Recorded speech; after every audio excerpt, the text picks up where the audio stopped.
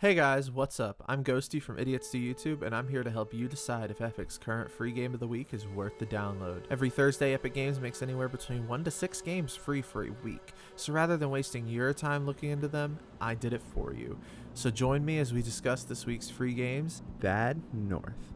Bad North was developed by the Swedish team Plausible Concept and published by Raw Fury. While this is Plausible Concept's first game, their publishers have quite the cast of industry veterans. This includes Gordon Van Dyke, formerly a producer for EA, DICE, Jonas Antonsson, ex-vice president for mobile for Paradox Interactive, and later Carl Magnus Schrodesen, who stepped down as general manager for EA DICE. It would make sense that their seal of approval would mean a lot, right? To be honest, while looking at their list of games they published, I haven't heard of many of them. The only one I actually have heard of and played is Kingdom New Lands, which was actually released earlier on Epic Games. And I enjoyed it, so maybe they're picky, not bad, but that's neither here nor there. The game was released August 2018 for Switch, PS4, and Xbox One, 2 months later on Discord, a month after that on Steam, and finally, it was released for Android and iOS last month. It is an isometric real-time strategy game where the player is tasked with protecting their island from Viking invaders. Swedes making games about Vikings. Fitting, really. The game seems rather simple with many unique ways to solve problems. There isn't really much to be said about this game, besides meh reviews on Metacritic, but really good reviews on Steam. Let's see how they stack up with Bad North. Whoa, this game actually isn't that bad. If I'm honest, the GIFs and the brief bits of gameplay I saw, I was very worried that the game would be boring or uninteresting. And you know what? I'm happy to report that I was wrong. As I'm sure you can tell, the game is very simple, not just graphically, as everything is stripped down to simple geometry filled with solid colors, tinted with a hint of gray, which is actually how I imagine how Sweden looks this time of year. But with the gameplay as well. As a person whose only real RTS experience was 15 minutes I played of Warcraft 3 and a load of failed battles on Total War Rome, this game does well at being baby's first RTS.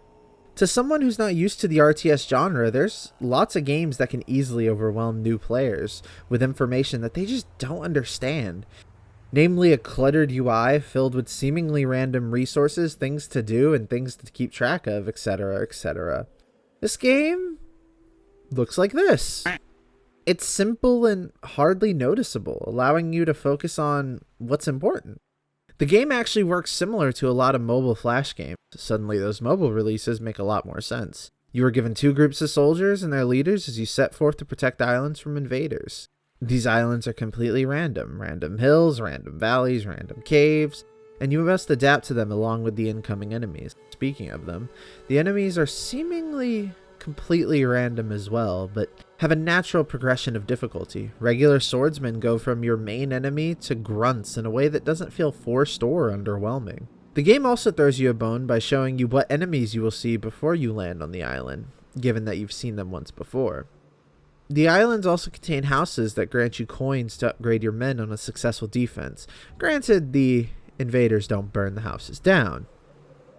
These coins are used to give your soldiers a subclass as either a swordsman who have a shield to protect themselves from incoming ranged attacks, spearmen who are staunch defenders who can cause damage without putting themselves in much danger, and archers who can take down unshielded enemies very easily at a range.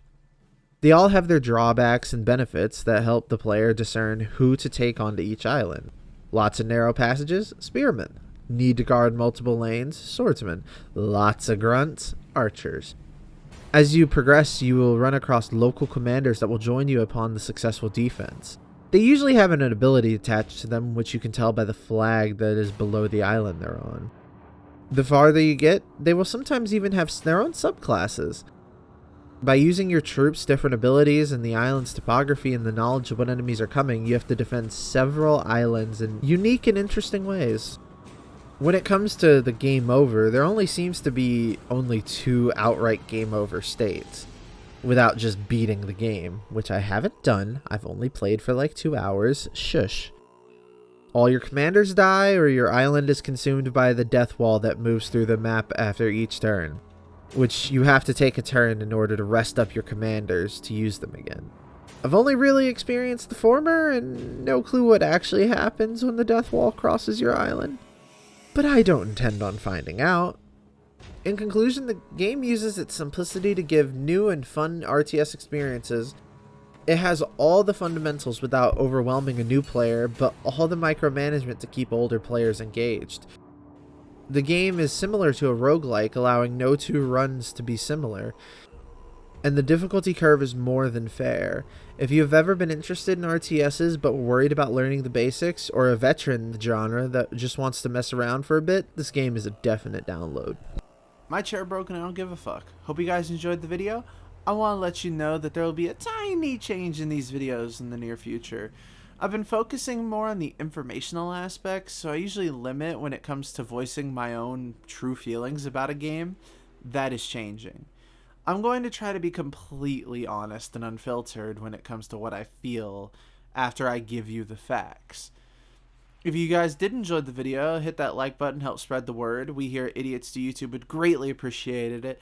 And if you want to know whenever these or any of our other content goes live in the future, hit that subscribe button. But other than that, see you next week with Rayman Legends. My legs hurt!